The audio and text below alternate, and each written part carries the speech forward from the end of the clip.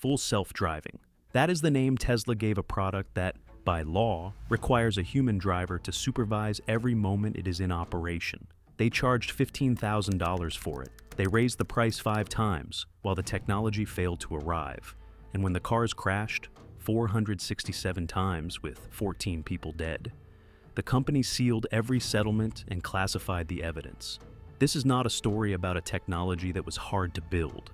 Autopilot was real.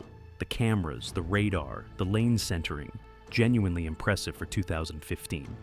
The engineers were not frauds. The story is about what Tesla decided to call the technology, about the gap between the name and the thing, and about how a market worth hundreds of billions of dollars was built on the premise that the gap would eventually close. It hasn't.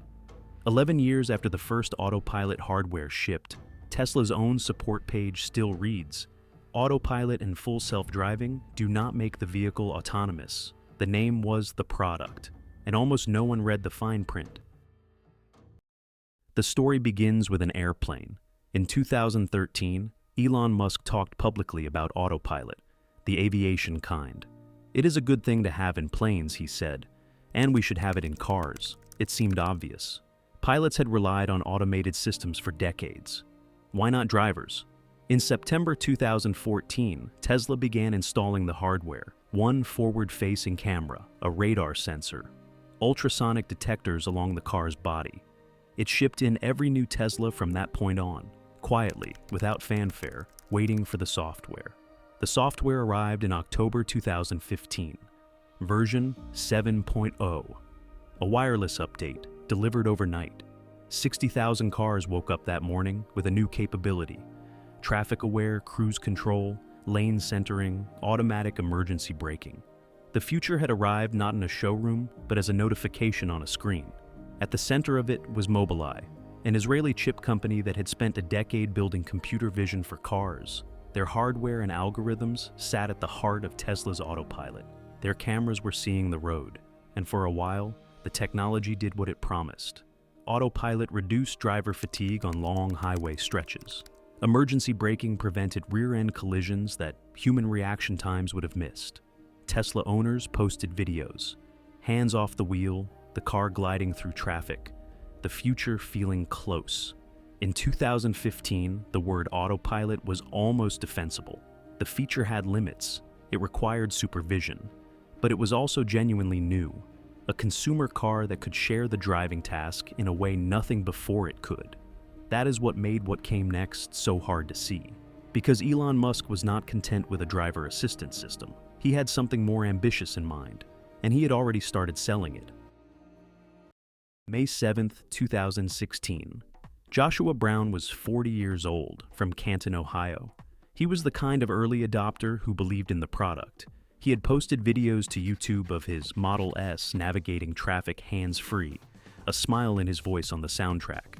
That afternoon, his Model S was moving at approximately 74 miles per hour on a 2-lane road near Williston, Florida. A white tractor-trailer turned left across his path. Against a bright sky, the camera failed to distinguish the trailer's white side from the clouds above it. The car never braked. It passed beneath the trailer and killed him. Tesla's response came quickly. In a company blog post, they noted that Autopilot had logged 94 million miles before its first known fatality. They called it a statistical milestone. They noted that the car had issued warnings that Brown had not heeded. What the post did not say, the technology had been designed for highway use, controlled roads with no cross traffic.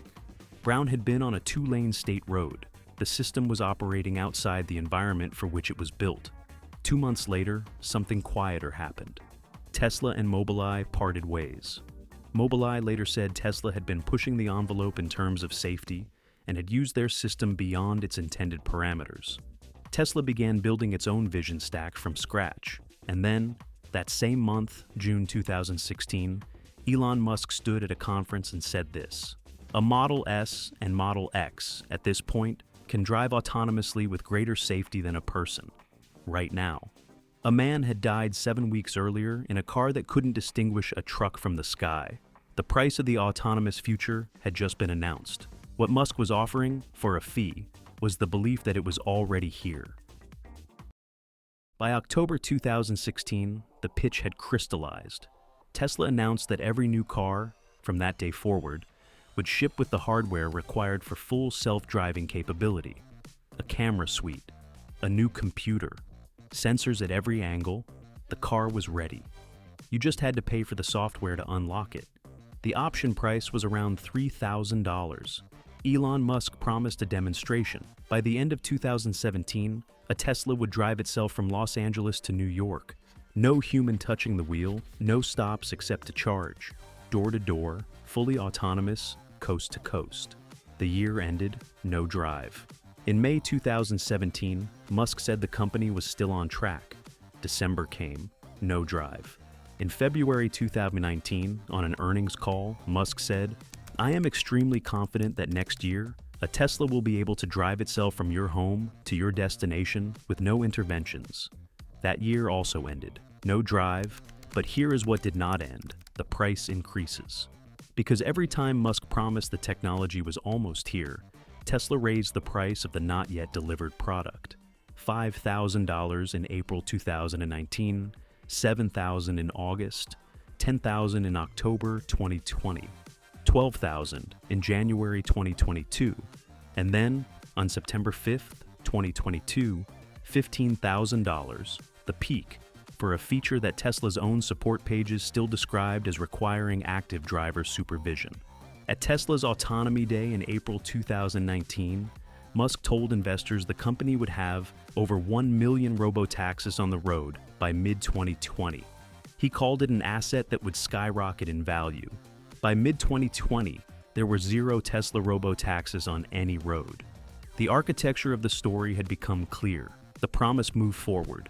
The deadline moved forward, the price moved up, and the buyers, hundreds of thousands of them, kept paying. Because the alternative was to admit that what they had purchased was, at its core, a name. Wall Street noticed something interesting around 2020. Tesla was selling cars, but the market was pricing it like a software company.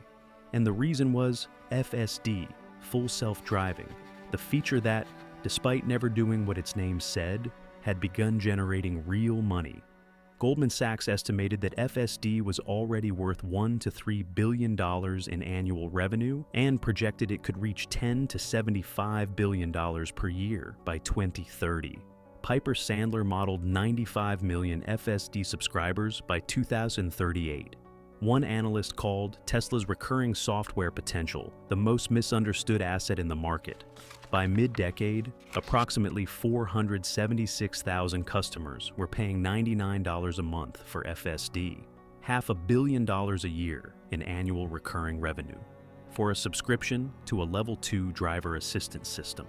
Tens of billions of dollars in Tesla's market capitalization were tied, explicitly, to the belief that FSD would eventually become what it was called. In 2021, NHTSA opened a formal defect investigation.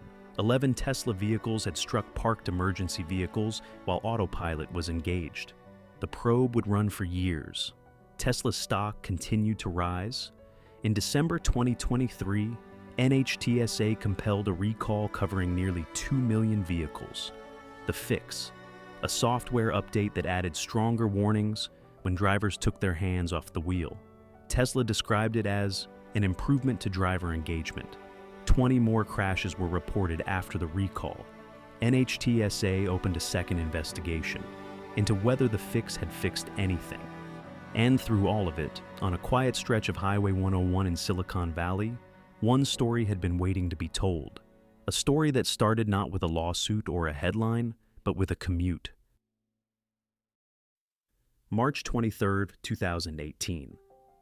Walter Huang was 38 years old. He worked as an engineer at Apple. Quietly, he always worked quietly, and drove a 2017 Tesla Model X.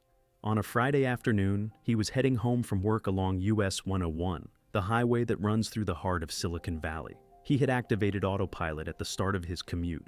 Over 32 minutes of driving, the system had been engaged 4 separate times. In the final 19 minutes, it had not disengaged once. The car was moving south toward an interchange with State Route 85. The exit diverged to the left, a gore point where one road splits from another. The lane markings were faded. The geometry was complex. and Tesla's map for this specific stretch of road was wrong. The Model X drifted left. Not a gradual drift, it steered purposefully toward the concrete median. The car accelerated.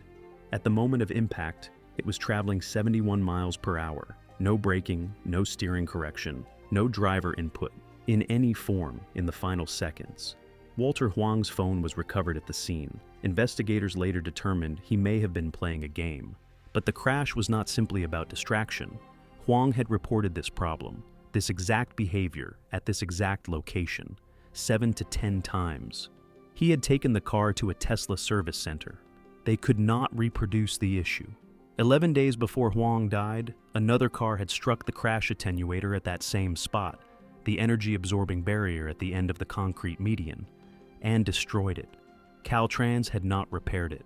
When the Model X hit, there was nothing left to absorb the impact. That attenuator had been struck 5 times in 3 years. That specific location had been, by the records, one of the most consistently dangerous spots in the entire Caltrans district. 3 days after Huang died, Tesla published a blog post.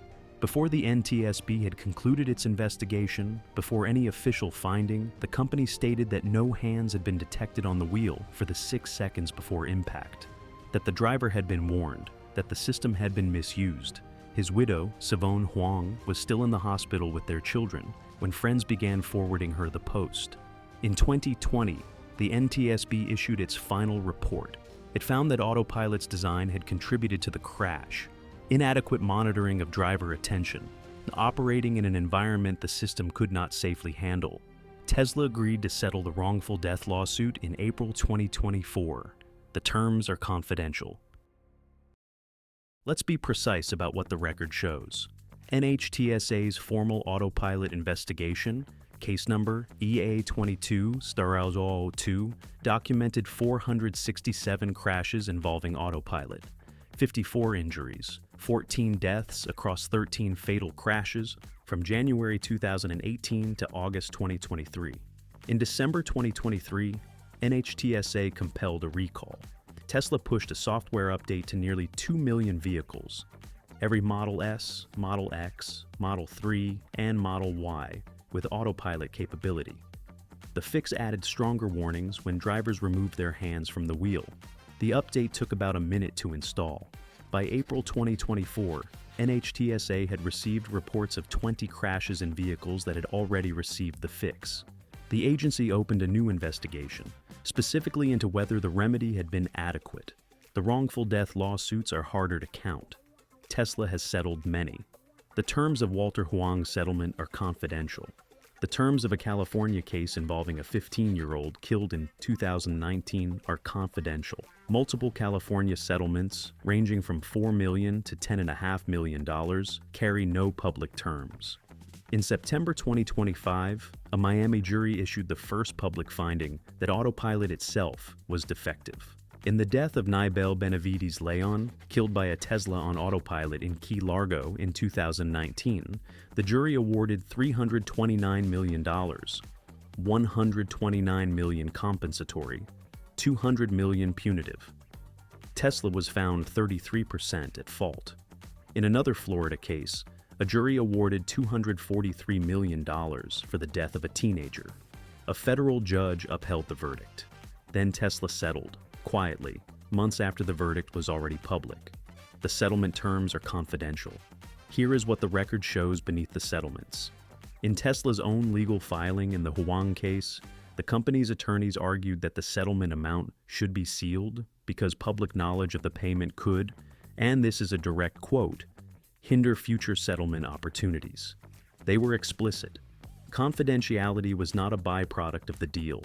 It was the point.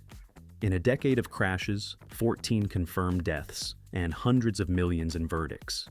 The crash data is classified. The engineering evidence is classified. The dollar amounts are classified. Almost nothing that could teach the next driver what happened has been allowed to remain public.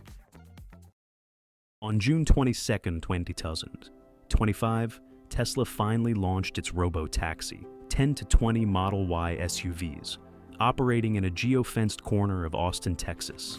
A flat fare of $4.20. and in the front passenger seat of every driverless vehicle, a Tesla safety monitor, a human being sitting where a passenger would sit, watching the road. On the first day, one vehicle drove briefly on the wrong side of the road after missing a left turn. Another overshot its destination and continued for several minutes before the passenger could stop it. Tesla stock rose 8%. Elon Musk said the company would have millions of robotaxis operating by the second half of 2026. The word autopilot came from aviation. In aviation, it has always meant the same thing: a system that assists a trained pilot who is present, alert, and in command. No aircraft manufacturer has ever shipped a product called full self-flying, because in aviation, calling something what it is not, when lives depend on it, carries consequences that don't end in a confidential settlement. The technology Tesla built is real. The cameras see the road. The system can drive for miles without a human correction. The engineers who built it were not frauds, and dismissing what they built misses the point entirely. But somewhere between the technology and the name, a decision was made. It was made in a marketing meeting, or an investor call, or a product launch. The kind of moment that seems, in retrospect, like it must have been obvious to someone in the room. Someone who understood the difference between what the system could do and what they were about to call it. And in the decade that followed, the market rewarded that decision. The regulators investigated it, people died because of it, and the evidence was sealed. The fine print was always there. It said, "Driver supervision required at all times." Almost no one read it.